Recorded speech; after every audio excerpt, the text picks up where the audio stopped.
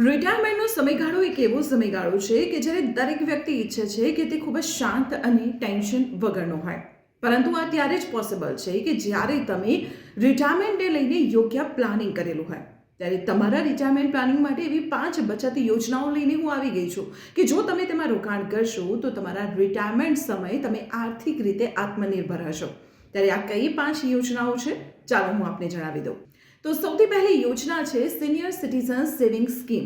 હવે કોણ આ યોજનામાં રોકાણ કરી શકે છે તેની વાત કરીએ તો 60 વર્ષથી વધુ ઉંમરના લોકો આ યોજનામાં રોકાણ કરી શકે છે. વાર્ષિક 8.2% વ્યાજ તેમાં મળે છે, જેની ત્રિમાસિક ચૂકવણી કરવામાં આવતી હોય છે.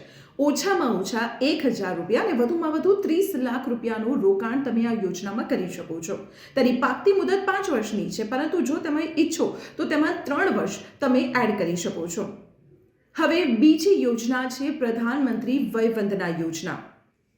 આ યોજના એક સરકારી પેન્શન યોજના છે. 10 વર્ષ માટેની આ યોજના છે, જેમાં 15 લાખ રૂપિયા સુધીનું તમે રોકાણ કરી શકો છો.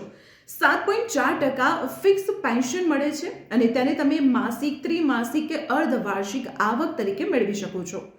LIC સંચાલિત આ યોજના છે. હવે ત્રીજી યોજના છે પોસ્ટ ઓફિસ માસિક આવક યોજના. તમે પોસ્ટ ઓફિસમાં જઈને આ યોજના માટે રજીસ્ટ્રેશન કરાવી શકો છો. 7.4% તેમાં વાર્ષિક વ્યાજ મળે છે. મહત્તમ 9 લાખ અને સંયુક્ત ખાતામાં જો હોય તો 15 લાખ રૂપિયા સુધીનું તમે રોકાણ કરી શકો છો અને 5 વર્ષ સુધીની તેની રોકાણ મુદત હોય છે. હવે ચોથી યોજનાની જો વાત કરીએ તો નેશનલ સેવિંગ સર્ટિફિકેટ યોજના. તેમાં 7.7% વાર્ષિક વ્યાજ દર મળે છે. ATC હેઠળ મૂડી અને વ્યાજ બંને કરમુક્ત હોય છે. યોજનામાં રોકાણની મુદત 5 વર્ષની છે. રોકાણને લઈને કોઈ જ મર્યાદા નથી. તમે ગમે તેટલી રકમનું તેમાં રોકાણ કરી શકો છો. બેંક કે પોસ્ટ ઓફિસમાં જઈને આ યોજના માટે તમે રજીસ્ટ્રેશન કરાવી શકો છો.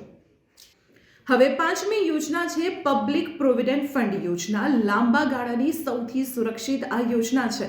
તેમાં 7.1%નું વાર્ષિક વ્યાજ મળે છે. વાર્ષિક મહત્તમ 1.5 લાખ રૂપિયા સુધીનું તમે રોકાણ કરી શકો છો અને રોકાણની મુદત 15 વર્ષ છે. જો કે તેમાં તમે વધારો પણ કરી શકો છો અને આ એક ટેક્સ ફ્રી યોજના છે, એટલે કે આમાં તમને જે પણ બચત કે પછી વ્યાજ રૂપે જે પણ આવક થશે તે ટેક્સ ફ્રી રહેશે. તો આ 5 યોજનાઓમાં રોકાણ કરીને તમે રિટાયરમેન્ટના સમયે એક ચોક્કસ રકમની આવક મેળવી શકો છો અને આર્થિક રીતે આત્મનિર્ભર બની શકો છો. તો આવી જ મહત્વપૂર્ણ જાણકારી માટે આપ જોડાયેલા રહો સંદેશ ડિજિટલ સાથે.